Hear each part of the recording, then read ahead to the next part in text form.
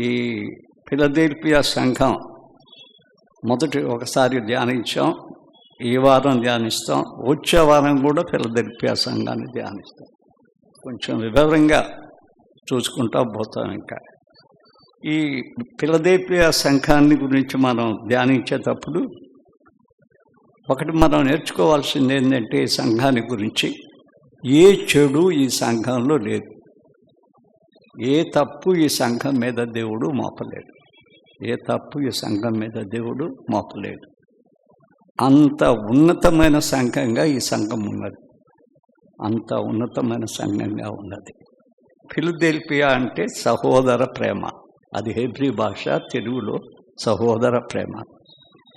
ఈ ఫిలదెల్ఫియా సంఘానికి దేవుడు ప్రత్యక్షపరచుకున్నది చెప్పాం, పోయిన వారం అంతా చెప్పాం. కానీ ఒక్కసారి అది జ్ఞాపకం చేస్తాను. మొదట ఏం చెప్పాడంటే, దావీదు తాళపు చెవి గలవాడు అన్నాడు.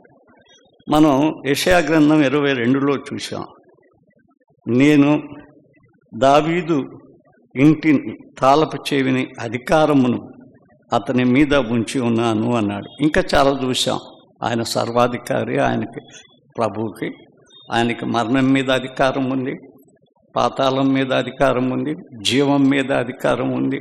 ఆయన తలుపు తీయకపోతే ఎవరు ఆ తలుపు మొయ్యలేరు. ఇవంతా చూసాం పోయిన వారం. ఇక దాన్ని మనం ఏమీ ధ్యానించాం. రెండవది, ఆయన సత్యస్వరూపి, ఆయన ఎదిగే బిడ్డ సత్యం చెప్పేవాడై ఉండాలి. సంఘం కూడా ఎలాంటిదంటే సత్యానికి స్తంభం. 1 కొరింథీ 3వ అధ్యాయాన్ని మనం 6వ అధ్యాయాన్ని చూస్తే అది సత్యానికి స్తంభము, జీవము గలది క్రైస్తవ సంఘం.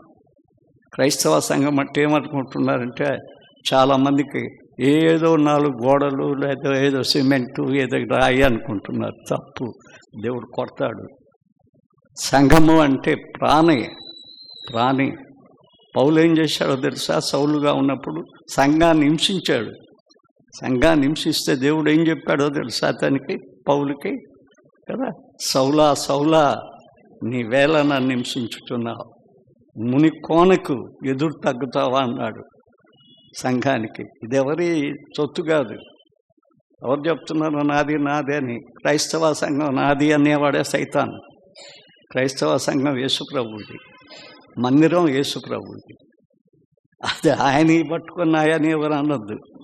అన్నయ్యన్ని యాంటీ క్రైస్ట్ తనకు తాను పెట్టుకున్నాయి.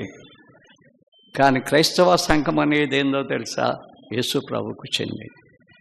ఒకవేళ ఎవరైనా సంఘం పెట్టుకుంటే ఆ సంఘానికి ఎవరినైనా కాపర్ని పెట్టాలి. అది తన ఇంటిగా వాడుకోవడానికి వీల్లేదు. ఎందుకంటే ఇక్కడ ఇది ఎవరి ఇల్లు కాదు, అది సత్యానికి స్తంభం. యేసుక్రీస్తు ఏమన్నాడు? నేనే సత్యం, నేనే మార్గం, నేనే జీవం. కాబట్టి ఆ సత్యము సంఘములో వర్ధిల్లాలి. అబద్ధాలు చెప్పేవారు సాతాను, అపవాది యొక్క బిడ్డలు అనేది గమనించాలి. మూడవది మనం చూస్తే ఇంకా ఏమన్నాడంటే, పరిశుద్ధుడు.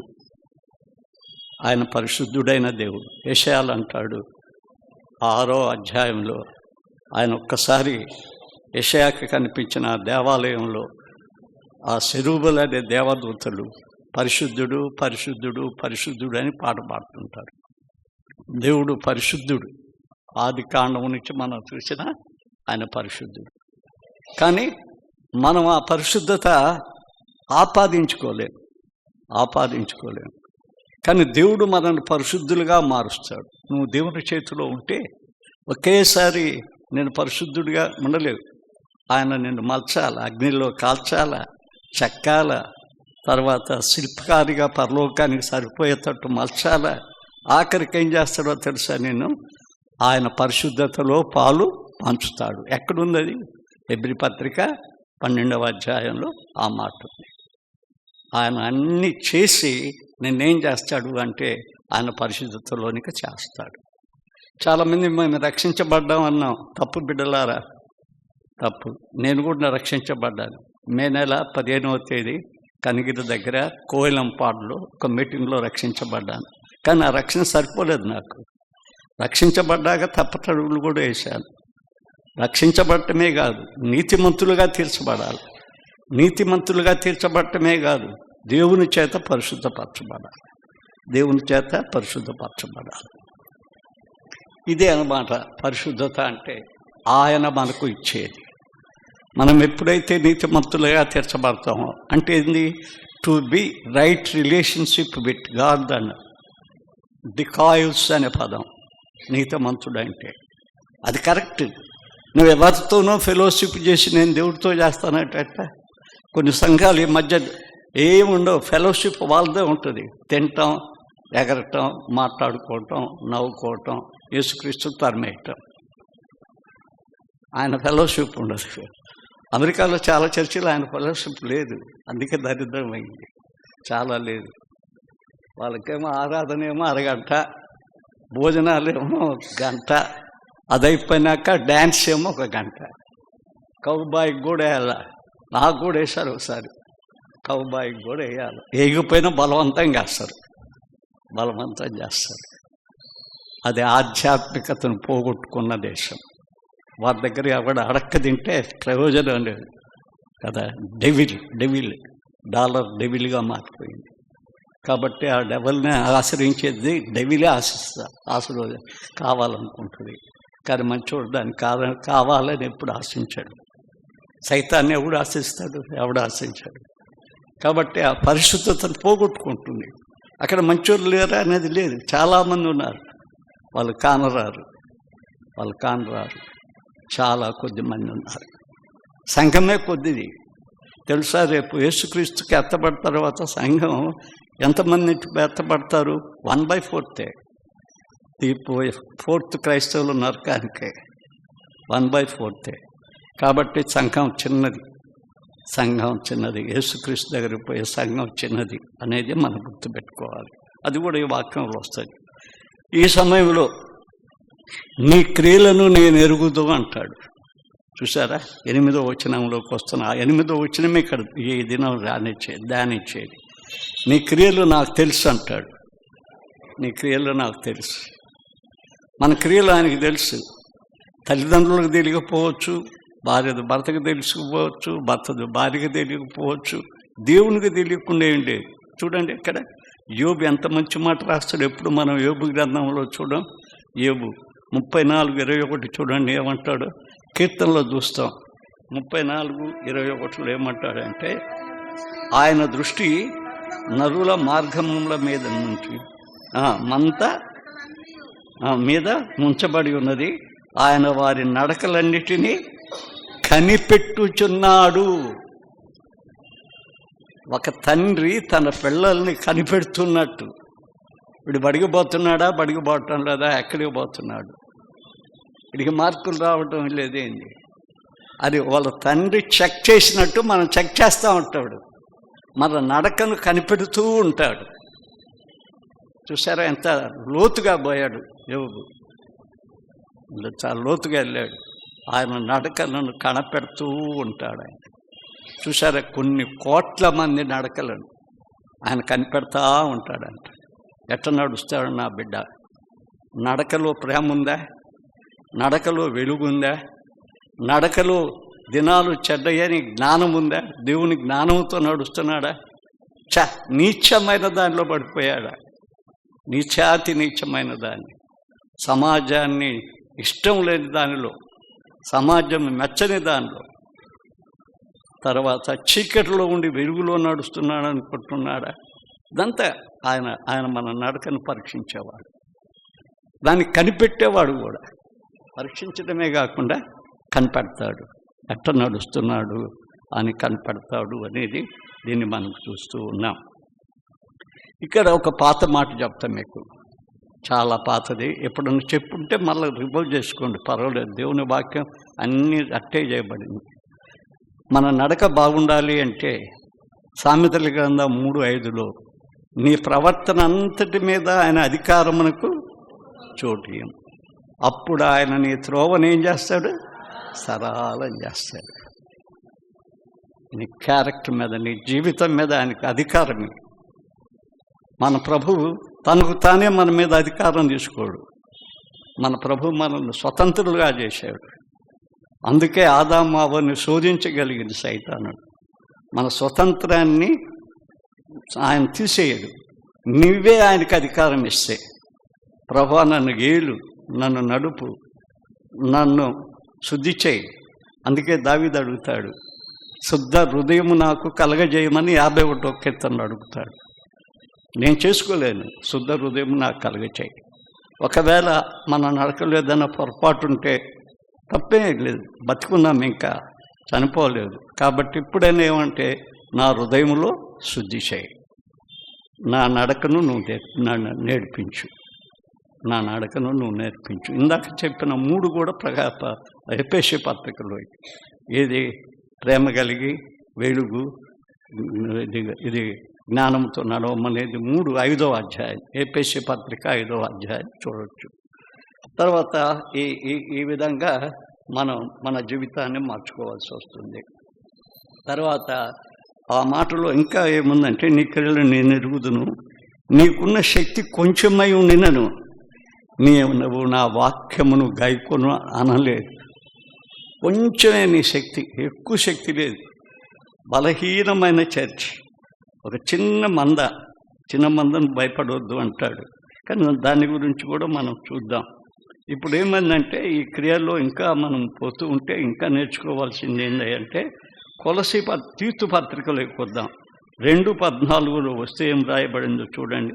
2:14 ఆయన సమస్తమైన దుర్నీతి నుండి మనలను విమోచించి సత్క్రియలైన ఆసక్తి గల ప్రజలను తన కోసము పవిత్రపరచుకున్నటకు తను తానే మన కోసము అర్పించుకొనెను. ఇక్కడ ఏం నేర్చుకుంటున్నాం మనం? ఆయన మనల్ని రక్షించింది ఎందుకంటే, రక్షించాలన్న మనుషులందరినీ ఆయన తీసిపోడు. వారు ఏం చేయాలా? సత్క్రియలు చేయాలా, మంచి కార్యాలు చేయాలా. దుష్ట కార్యాలు చేస్తేట, ఇతరులకు మేలు చేయవలసింది కీడు చేస్తేట, అది దుర్మార్గం కదా. కీడు చేయటం. మేలు చేసామని చెప్పడం ఇంకా దుర్మార్గం కదా, చేయకుండా చెప్పడం. కాబట్టి ఈ విషయంలో ఏమంటుందో మళ్ళా ఒకసారి దాన్ని చూడండి. ఆయన సమస్తమైన దుర్నీతి నుండి మనల్ని విమోచించి సత్క్రియల ఆసక్తి కల ప్రజలకు ఆయన కొరకు ఆయన తను తాను అర్పించుకున్నాడు. అది ఆయన అర్పించుకున్నది అందరి కోసం కాదు. మనం ప్రార్థన చేస్తాం, దేవా మా కోసం అర్పించుకున్నామని. కీడు చేసేవాడి కోసం ఎందుకు అప్పగించుకుంటాడు ఆయన? ఇతరులను నాశనం చేసేవాడి కొడుకు ఎందుకు అప్పగిస్తాడు? ఆయన అప్పగించుకున్నది ఎవరి కోసము అంటే, సత్క్రియలను ఓపికగా చేసేవారి కోసం ఆయన అర్పించుకున్నాడు అనే సంగతి మనకు భయపడుతుంది. అంత మాత్రమే కాదు, ఆయన మనల్ని ఎరిగినవాడు. దేవుడు మనల్ని ఎరుగుతాడు, దేవుడు మనల్ని తెలుసుకుంటాడు. ఆయన మన క్రియలను ఎరుగుతాడు, మనల్ని ఎరుగుతాడు. దేవుడు మనల్ని ఎరిగితే దేవుడు మనల్ని ఏం చేస్తాడో తెలుసా? ఎక్కలేనంత ఎత్తైన కొండకి తీసుకెళ్తాడు. చూసారా, చాలామంది అక్కడే పడి ఉన్నారంటే ఏం చేయలేవు. కొన్ని సంఘాల్లో చూస్తే అప్పటికే అయిపోయింది. బిల్మరియం మన మధ్యకు వస్తాడు, వాడు పెద్ద బ్యాప్టిస్ట్ చర్చెస్లో మాట్లాడుతున్నాడు, 2 నింతలు వచ్చేసినాయి మాట్లాడుతున్నాడు. 44 అంకణాలు రేపు 12వ తేదీ పునాది వేస్తున్నాం. దాన్ని రిజిస్టర్ చేశాడు చర్చికి. నా ప్రిన్సిపల్లే అన్నీ రిజిస్టర్ చేసి వేపిస్తున్నాడు పునాది రాయి. 12 మంది పాస్టర్లను ఇచ్చాడు, టౌన్ పాస్టర్ని. బ్యాప్టిస్ట్ చర్చ్ వాళ్ళు ఆడుకుంటున్నారు ఆయన్ని. సర్టిఫికేట్ 5 ఇయర్లోనే. 40-20 సంవత్సరాలు పడున్నారంటే దేవుడు బిడ్డల్ని ఎందుకు ఆడుకోకుండా ఉంటాడు? దేవుడు బిడ్డల్ని వాడుకోకుండా ఎందుకు పడేస్తాడు? ఒక 20-30 సంవత్సరాలు పాత ఘట్టంలాగా తీసి అవతల పడేస్తే మనం ఎంత పూసినా బాగా రాదు, మనకి బాగా రాదు. ఎందుకంటే అక్కడ చూడండి ఏముందో, కీర్తన 91:14 ఏముందంటే, అతడు నా నామం ఎరిగినవాడు కనుగా నేను అతన్ని గనపరచెదను. అతడు నా నామము ఎరిగినవాడు. నీవు దేవుని నామం ఎరిగితే, ఆయన నిన్ను గుర్తెరిగితే నిన్ను ఆయన గనపరచడు. ఎక్కలేనంత ఎత్తుతాడు. నిపుణ్యత గలవాడిగా చేస్తాడు. నేను ఎక్కడ ఉన్నా కూడా ఏమంటాడు ఆయన? తోకగా ఉంచను, దేనిగా ఉంచుతా? తలగా ఉంచుతా. నువ్వు ఎక్కడ ఉండు, స్కూల్లో ఉండు, ఆసుపత్రిలో ఉండు, చర్చిలో ఉండు, ఎక్కడన్నా ఉండు, నువ్వు తలగా ఉంటావు కానీ తోకగా ఉండవు. ఆయన పని చేస్తాడు. నేను ప్రేమించువా, నా నామమును ఎరిగినవాని నేను ఇచ్చిచ్చేస్తాను. ఏమన్నా చదవని కూడా అవసరం లేదుగా. దావీదు ఏం చదివాడు? నన్ను ఎక్కలేని ఎత్తైన కొండకెత్తాడు అన్నాడు దావీదు. ఏమన్నా చదివాడా? ఏమి లేదు. గొర్రెలు కాయటం తెలుసు ఆయనకి. రోసం ఒకటి ఉంది దేవుడి మీద. ఒక వర్షాలు తీసుకుని కొట్టేశాడు అంతే. ఇంకా మిగతా రాజ్యంలో కూర్చుంటాట ఆయనకు విజయం నేర్పించాడు, దేవుడు నేర్పించాడు కదా. 144వ కీర్తనలు అంటాడు, నా వేలుకు పోరాటం, నా చేతికి యుద్ధం నేర్పించావు అంటాడు. 144లో నా వేలుకి యుద్ధం, నా చేతికి పోరాటాన్ని నేర్పించావు. చుట్టూన్న రాజ్యాలన్నీ జయించేశాడు. యుద్ధం నేర్పించింది ఆయన, ఇంకెవరు నేర్పించలేదు, దేవుడే నేర్పించాడు. దేవుడు నిన్ను ఎరిగి ఉంటే, నీవు దేవుణ్ణి ఎరిగి ఉంటే దేవుడు ఏం చేస్తాడంటే నీకు అన్నీ నేర్పిస్తాడు. నేను అధమగా ఉంచాడు. ఎవడో చెప్పిన మాటలు వినేటట్టు చేయడు, ఎవడో చేయమనేది చేయనట్టు చేయడు. దేవుడు ఏం చేస్తాడు అంటే తన చేతి సాధనంగా వాడుకుంటాడు. ఇంకొక కీర్తనలో చూద్దాం. 9వ కీర్తన 10వ వచనంలో ఏమంటాడంటే, యెహోవా, తీశారా 9:10, యెహోవా నేను ఆశ్రయించు వారిని నీవు విడిచిపెట్టువాడవు కావు, నీ నామం ఎరిగిన వారు నిన్ను నమ్ముకుందురు. ఆయన నామాన్ని ఎరిగిన వారు ఎవరిని నమ్ముకుంటారు? మనుషులు నమ్ముకునేవాడు ఎవడున్నాడు? ఏదైనా అవసరమైతే మనుషుల దగ్గర 10 సార్లు 12 సార్లు పోవాల్సినంత అవసరం మనకు పనేముంది? మనుషులు అడగవలసినంత పనేముంది?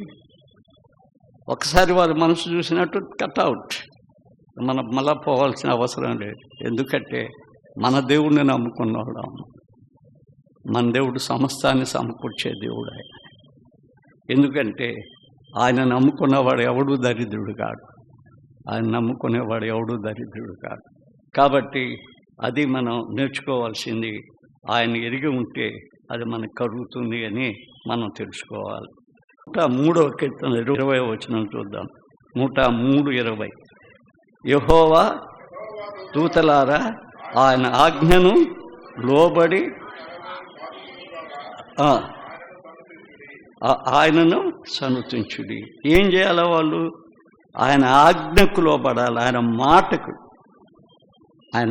ఇక్కడ అంటే నా వాక్యాన్ని గైకొన్నాడు, నా మాటను గైకొన్నాడు. వాక్యమన్నా, మాట అన్నా, శాసనమన్నా ఇవన్నీ కూడా ఒకటే. ఆజ్ఞను లోబడకుండా మేము స్తుతి చెల్లిస్తామంటే ఏం స్తుతి అది? శుతా ఏందది? ఒక గంట సేపు స్తుతి చెల్లిస్తే ఎట్టయితుంది? వాక్యం నేను హృదయంలోనే లేకపోయా. వాక్యం గైకొనాలి, ఆయన ఆజ్ఞను గైకొనాలి, ఆయన ఆజ్ఞకు లోబడాలి. ఆయన ఆజ్ఞకు లోబడితే చాలా చాలా మంచి పని. పౌలుని పిలిచినప్పుడు నీ కొరకు శ్రమలు కాసుకుని ఉన్నాయి అంటాడు. ఆయన పిలిచింది ఉన్నతమైన స్థలానికి ఎక్కిస్తానని చెప్పలేదు. శ్రమలు, ఎన్ని శ్రమలు ఆయన కోసం. ఎక్కడికి పోయిన శ్రమలు, ఎక్కడికి పోయిన చెరసాలలు, ఎక్కడికి పోయిన కష్టాలు. ఆఖరికి ఆయన ఏం చేస్తాడో తెలుసా? విజయం పొందాడు. యేసు ప్రేమ నుండి నన్ను ఏది కూడా ఎడబాపలేదు. శ్రమ అయినా, బాధ అయినా, మరేదైనా. ఎక్కడ చెప్తున్నా నేను? రోమాపత్రిక 8వ అధ్యాయం ఆఖరి వచనాల్లో చెప్తూ ఉన్నా. ఆయన ఎరిగితే ఆ శ్రమలు ఇంకొకరి మీద రుద్దరు. ఆయన అంత బలమైన వాడు. ఆ శ్రమలలో ఆయన తను తాను బయలుపరుచుకుంటాడు అన్న సత్యాన్ని మనం తెలుసుకోవాలి. ఆయన ఆజ్ఞలకి మనము లోబడాలా అనే సంగతి మనం తెలుసుకోవాలి. యోవేలు గ్రంథం 2:11 చూడండి. ముందు యోవేలు 2:11, యెహోవా తన సైన్యములతో కదా తన సైన్యమును నడిపించుచు ఉరుము వలె అది బలము గలది. ఆయన స్థలం నడిపిస్తే అది ఉరుము వలె బలము గలదట. నోవాహును దేవుడు పిలిచాడు. ఆ కాలములో ఉన్నవారిలో అతడొక్కడే నమ్మదగిన వాడు, నీతిమంతుడు, నిందారహితుడుగా ఉన్నాడు. పిలిచి నేను జలప్రలయాన్ని రప్పించబోతున్నా, నీవు ఇదిగో ఈ కొలతల్లో ఓడను కట్టాల, దీన్ని నిర్మించాల. చూడండి, ఆ కొలతలో దేవుని వాక్యంలో ఏముందో తెలుసా? దేవుని వాక్యంలో ఉన్న మాట చూద్దాం. 6వ అధ్యాయం 22వ వచనంలో ఆదికాండంలో ఏముందంటే, నోవాహు దేవుడు తనకు ఆజ్ఞాపించిన దానిని అంతా చేశాడు. ఆజ్ఞాపించిన దానిలో ఏ కొంత కూడా కొరవ పెట్టలేదు, ఏది కొరవ పెట్టలేదు. దేవుడు చెప్పినట్లే చేశాడు. మళ్ళీ ఎవరిని అడగలేదు. అడక్క తింటాం కాదు, అడక్క తింటాం అంటే సైతానే. ఎవరిని అడగలేదు.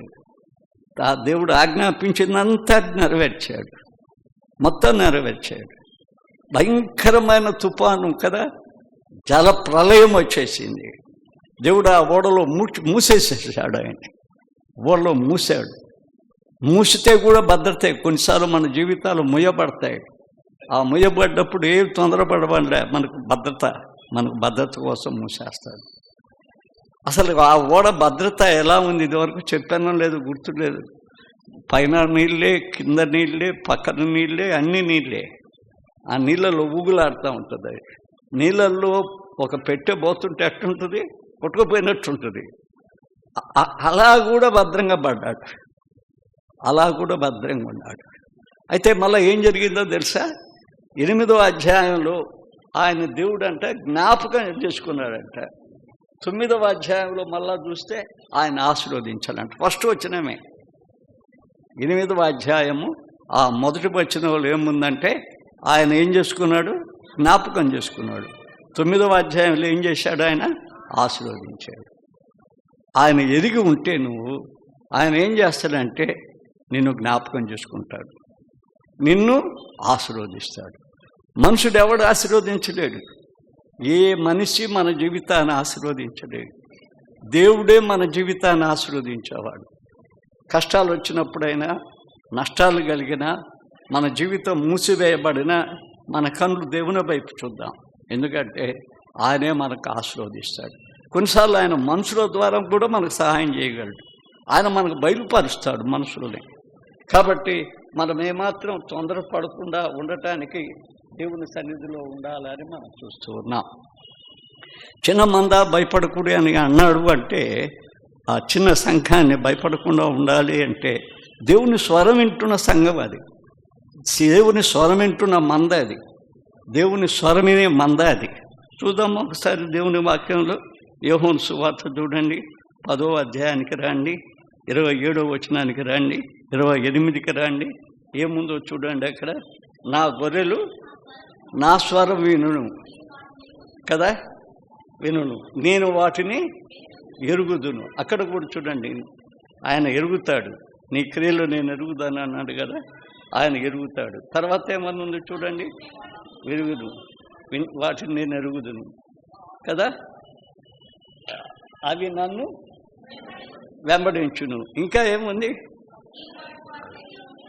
వాటి అన్నడును వెంబడించును కదా.